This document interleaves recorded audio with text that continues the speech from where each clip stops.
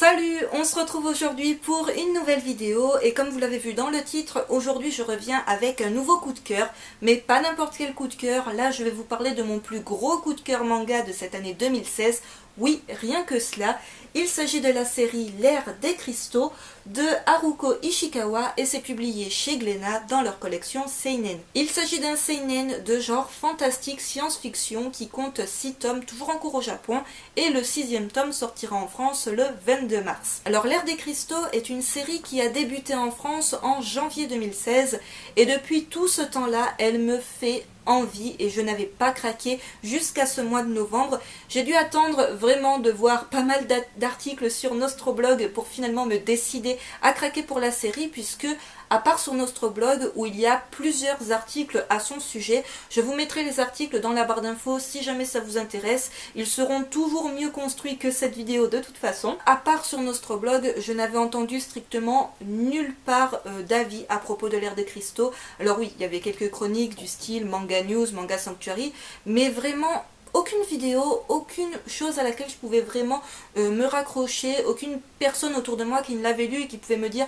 ça vaut ou pas le détour. Je crois que c'est à cause du dernier article, enfin un des derniers articles qu'ils ont fait sur le blog où chaque chroniqueur parle de son manga préféré de 2016, de sa nouveauté préférée de 2016, et bien le chroniqueur qui tout simplement chronique à chaque fois sur l'Ère des Cristaux l'a défendu tant bien que mal. Et ça a fini de me convaincre qu'il fallait absolument que je me penche sur cette série. Vous avez été quelques-uns à me donner votre avis à son sujet quand j'ai posté la photo de mes achats sur les réseaux sociaux. D'ailleurs, si vous ne me suivez toujours pas sur Facebook, Twitter et ou Instagram, je vous recommande de le faire puisque vous pourrez voir tous les achats que je fais. Et puis, je pense répondre un petit peu plus souvent sur les réseaux sociaux que sur YouTube. C'est un univers très complexe et je dois bien avouer que le premier tome à lui tout seul peut être une énigme de lecture pour pas mal de lecteurs. Moi-même, il y a certains moments où je n'avais pas tout compris, où je me suis demandé où l'auteur voulait en venir, qui était qui se battait contre qui, pourquoi, où se passait l'histoire. Tout n'est pas évident à la lecture de ce premier tome, mais finalement, les réponses viennent assez rapidement dans les tomes suivants. Et le fait que l'auteur ne nous donne pas toutes les infos dès le début et ne nous mâche pas le travail de compréhension de l'histoire, j'ai trouvé ça franchement top parce que ça a tendance à m'agacer quand dans certaines séries les auteurs nous mâchent le travail de compréhension, prend très clairement le lecteur pour un imbécile et se sent obligé au début des chapitres par exemple de lui rappeler les événements précédents, de lui rappeler qui est qui par rapport à qui a fait quoi. Je trouve ça vraiment très lourd niveau lecture et quand c'est le cas, je vous le fais remarquer en vidéo que c'est le genre de choses que je n'apprécie vraiment pas. Et avec l'Ère des Cristaux, j'ai été servie niveau complexité parce que le premier tome n'est pas des plus abordables. Mais je vais quand même vous parler assez globalement de l'histoire pour que vous puissiez situer un petit peu de quoi on parle. Alors l'histoire prend place, si je ne dis pas de bêtises, c'est sur la Terre, mais suite à plusieurs chutes de météorites, à 5 vagues de météorites, et bien en fait l'humanité a disparu. Et au bout de la 6e vague, et bien il y a eu de nouveaux êtres qui ont fait leur apparition, qui sont donc les cristaux. Les cristaux, ce sont des êtres d'apparence, comme vous le voyez, relativement humaine, qui ont tous cet air un petit peu androgyne. Alors ils parlent tous au masculin, donc on pourrait penser qu'il s'agit uniquement d'êtres au masculin, mais finalement ils sont peut-être simplement asexués. En aucun cas il n'est question de reproduction ou de ce genre de choses de toute façon. On va suivre la guerre que mènent ces cristaux contre les Séléniens qui eux viennent, une bête bêtise, c'est de la lune ou des lunes, et qui viennent systématiquement pour les attaquer, et non pas pour les tuer, mais pour les kidnapper et les embarquer avec eux. Ne vous inquiétez pas, tout est rapidement expliqué, on a rapidement les clés de lecture, et ce, dès le second tome, où déjà on va commencer à s'intéresser aux origines des cristaux. Ils ont une origine qui est rapidement expliquée, même si on est encore sur des suppositions. Et je dois bien avouer que l'explication qui est donnée est vraiment géniale, parce qu'elle explique à la fois l'origine des cristaux, des Séléniens et d'un troisième peuple dont on fera la découverte dans le tome 2 ou 3. Dans cet univers, on va suivre le personnage de Phos, qui est le cristaux avec les cheveux verts que vous voyez sur la couverture du premier tome. Lui a la particularité d'être assez fragile, puisque les cristaux se distinguent en plusieurs catégories selon leur dureté. Et lui, il n'est pas très solide, donc il ne peut pas se battre. Dès qu'il essaye de se se battre, il est brisé en 1000 morceaux. Mais c'était pas bien méchant, étant donné que les cristaux sont des êtres immortels, ce qui fait que même s'ils perdent un combat, il suffit de rassembler les morceaux qui composaient leur corps et un médecin local peut les reconstituer à l'identique. Donc Phos, c'est un petit peu le gars qui est laissé de côté parce qu'il est maladroit, il arrête pas de faire des gaffes et en plus au combat il n'est pas vraiment utile puisque systématiquement il se fait complètement réduire en poussière. Mais ce personnage-là va être attiré par un autre qui est semblable à lui dans le sens où c'est un personnage qui est laissé à l'écart, qui est un marginal. Il s'agit de Cinabre, qui est mon personnage vraiment préféré, c'est le personnage sombre de l'histoire. C'est-à-dire que c'est un cristal qui lui va vivre la nuit, tout simplement parce qu'il a une particularité, c'est qu'il dégage un poison. Et comme on peut s'en douter, ça plaît pas trop aux autres. Du coup, il est contraint d'être veilleur de nuit. C'est vraiment le côté on t'isole mais en même temps on te donne une mission à faire, ce qui sert strictement à rien et Phos s'en rend bien compte tout simplement parce que les Séléniens n'attaquent strictement jamais la nuit. Et il va se donner pour mission de trouver un job un peu plus sympathique pour Cinabre qui n'a strictement rien demandé à l'histoire.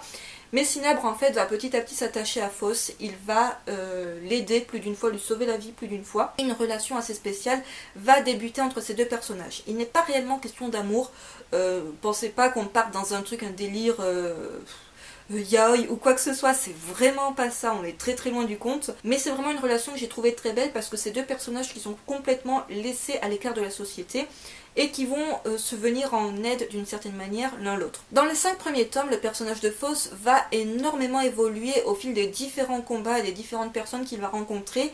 Son corps va changer et il va changer pour quelque chose, je ne dirais pas de spécialement mieux, mais du moins de différent. Au début, ça va lui paraître comme étant un changement positif. Et au fil des tomes, on se rend compte que c'est pas spécialement hyper positif. Pour que vous situez un petit peu l'univers, il faut imaginer comme si la Terre n'était plus qu'un seul continent. Alors ils vivent dans une espèce d'école. C'est un bâtiment assez sobre, on va dire. Voilà, il n'y a pas, vous n'allez pas voir des décors, des trucs de ouf dans ce bâtiment. C'est entouré de plaines, donc vraiment des plaines verdoyantes, comme on voit par exemple. Pour vous donner une petite idée sur la couverture du 4e tome, autour de tout ça, eh bien, il y a la mer, et la mer, ils ne sont pas censés y aller, alors ils vont parfois y aller pour quelques raisons, ça je ne vous en dis pas plus, mais autant vous dire, c'est un univers qui m'a captivée dès le départ. J'ai adoré déjà la singularité des personnages, parce que, est-ce que quelqu'un peut me dire dans quel autre manga on a vu des personnages principaux être des cristaux? On a, en fait, au début de chaque volume, à partir du tome 2, une présentation en couleur des personnages au début du tome, et j'aime bien la présentation qu'il y a au début du 3e tome, où vous voyez qu'en fait ils se distinguent par leur couleur de cheveux différentes. Alors oui, dans le manga, vu que c'est en noir et blanc, c'est pas très flagrant, mais au moins on peut vraiment distinguer leurs cheveux grâce aux pages couleurs qu'on a au début du tome. Et on a à chaque fois un petit rappel de leur nom et de leur spécificité. Donc certains sont faits pour combattre, d'autres sont bibliothécaires, médecins, ce genre de choses. Je vais vous faire un petit focus sur les différentes couvertures, bien qu'avec la lumière, tout ça, vous n'allez pas voir grand chose. Donc la couverture du 1er tome, on ne le voit pas, mais au niveau des couvertures, on est sur un effet holographique, comme vous avez sur les tomes par exemple de Platinum End, sauf que je trouve l'effet beaucoup plus approprié pour cette série-là, du fait que ça fait un petit peu comme si c'était voilà, le côté cristal qui brille, c'est un peu comme des cristaux qui brillent, et je trouve ça plus approprié que pour Platinum End, mais bon, bref, passons. Donc voilà la couverture du 1er tome. La couverture du 2e tome qui commence à, justement, ce 2e tome, à apporter pas mal d'éclaircissements au niveau de l'histoire et de compréhension si on était encore dans un univers très nébuleux à la fin du 1er tome. Le 3e tome, vraiment je trouve les couvertures complètement dingues et c'est rien à côté vraiment des dessins de cette série. Le 4e tome, qui est vraiment très très sympa. Le dernier tome qui est paru pas plus tard qu'en ce mois de novembre. Donc on a quand même les 5 premiers tomes de la série qui seront sortis en cette année 2016. Et voilà ce que ça donne au niveau du dos du manga. Alors je vais à présent vous montrer un petit peu les dessins, parce que les dessins, ils peuvent paraître très minimalistes, très sobres, très simples même, mais ils apportent tellement à l'histoire. Sincèrement, il y a un jeu sur le noir et blanc, et surtout sur la décomposition du mouvement que je trouve qui relève vraiment du génie. On n'est pas sur des planches ultra dynamiques avec des combats, vous savez, des mouvements comme on a dans des tas de shonen ou de seinen d'action. On n'est pas du tout sur cette dynamique-là. Je vais essayer de vous montrer quelques planches pour que vous ayez une idée. Voilà. C'est le genre typique de planche que vous allez voir. Il n'y a pas beaucoup de texte, il y a des pages où il y a beaucoup plus de texte que cela. Mais on est vraiment sur un dessin que je trouve très délicat. Il y a très peu d'arrière-plan. Voilà, vous attendez pas des arrière-plans de fifou. J'adore vraiment la décomposition tout simplement. Vous savez, le fait aussi d'avoir un cadre, voilà, d'avoir pas le manga si vous voulez, enfin les planches qui débordent sur le bord du manga. Voilà. Je sais pas si vous avez compris où je veux en venir, mais je pense que vous avez compris en voyant un petit peu les dessins. Je suis hyper fan du travail de l'auteur, de sa manière justement de découper les planches. Vraiment, je trouve que c'est un travail de dingue. Déjà, l'histoire de base, elle est singulière, elle est hyper bien pensée. Et justement, voilà, le fait que l'auteur, dès le premier tome, il instaure quelque chose de très complexe, avec plusieurs niveaux de lecture, et en plus plusieurs clés de compréhension qui vont être données vraiment au fil des tomes. Et il y a toujours ce petit truc à la fin du tome, qui va vous donner envie de lire celui d'après, sans jamais que ça se termine dans un suspense et une tension de dingue, mais il y a toujours ce truc où vous avez envie d'y retourner pour découvrir la suite des aventures des personnages, pour découvrir qu'est-ce qui va leur arriver, les différentes révélations qu'ils vont avoir à propos de leurs origines, et franchement c'est tellement hyper bien pensé et hyper bien développé que ça donne juste envie d'en savoir encore plus. Donc je vous montre encore un petit peu ce que ça donne au niveau des dessins. Je vous montre également leur maître qui ressemble vraiment à un moine bouddhiste, un être assez mystérieux parce que justement on n'en sait encore pas trop à son sujet. Voilà, c'est celui que vous avez au milieu et qui s'appelle Maître Vajra, je crois que c'est comme ça. Maître Vajra, donc c'était bien ça. Donc vraiment une excellente découverte, aussi bien au niveau de l'univers, de l'histoire, des dessins, vraiment je vous le recommande très chaudement. Les tomes sont vendus au prix de 7,60 €, comme vous avez vu, côté édition, j'ai vraiment rien à redire. À la fin de chaque tome, on a deux petites pages bonus en fait. Je ne vais pas vous montrer la dernière page, je vais juste vous montrer, voilà. On a ce genre de petites pages là où vous avez un petit peu côté un peu gag. Alors c'est pas un manga qui est spécialement hyper sérieux, on a des moments un petit peu plus légers.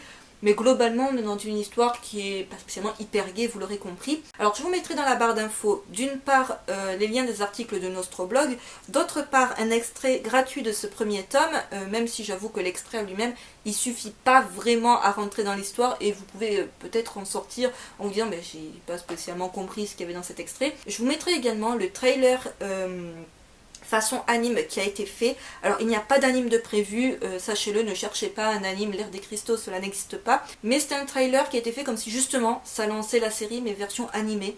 Et j'ai trouvé ça mais d'une beauté parce que du coup on retrouve les couleurs que vous voyez sur la couverture et sur les quelques pages couleurs qu'on a dans les tomes. Et c'est un univers mais qui donne tellement envie d'être découvert de manière animée. Je ne pense pas que ce soit le cas un jour, tout simplement parce qu'encore une fois, c'est comme si on commençait à adapter les œuvres de Inyo Asano en anime. C'est tellement particulier, c'est tellement non mainstream. Quand je dis mainstream, parce qu'il y en a qui vont sûrement me sauter dessus, genre attends, mais qu'est-ce que t'as contre les mangas mainstream? Je n'ai rien contre les mangas mainstream, mais là on est sur une œuvre beaucoup plus complexe, singulière et vraiment pas tout public. Donc c'est pas pour moi un titre qui sera un jour adapté en anime. C'est dommage parce que graphiquement parlant, il y aurait des trucs de dingue à faire.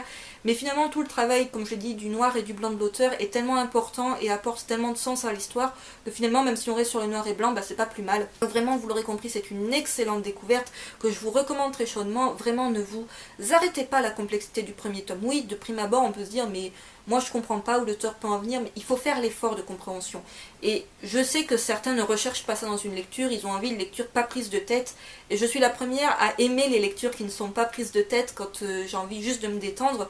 Mais cette lecture-là, elle donne vraiment envie de prendre le temps de se poser, de comprendre ce que l'auteur a voulu dire, de voir un petit peu les messages cachés. Alors je sais, moi je vous exprime pas trop vraiment tout ce qu'il y a niveau différent, niveau de lecture. Je vous recommande plus les articles de Nostroblog pour cela. C'est tellement un univers qui m'a plu. Il y a tellement d'émotions, je trouve, qui passent avec très peu de texte, avec juste des dessins et avec juste finalement les relations des personnages. C'est tellement dingue que vraiment, même si cette vidéo est complètement décousue et que je m'en rends bien compte, vous l'aurez compris, c'est mon plus gros coup de cœur manga de cette année et je ne saurais trop vous le recommander si jamais vous êtes à passer à côté ou si jamais vous hésitez à le commencer. Cette vidéo est à présent terminée, j'espère qu'elle vous aura plu. N'hésitez pas à me dire dans les commentaires si vous avez déjà lu ces premiers tomes de l'ère des cristaux, votre avis à leur sujet. N'hésitez pas non plus à me dire si cette série était dans votre wishlist, si vous comptez du coup la commencer peut-être suite à cette vidéo ou absolument pas, et si peut-être vous n'avez pas du tout aimé ne serait-ce que le premier tome de la série. Sur ce, je vous retrouve très vite pour une prochaine vidéo. Bye!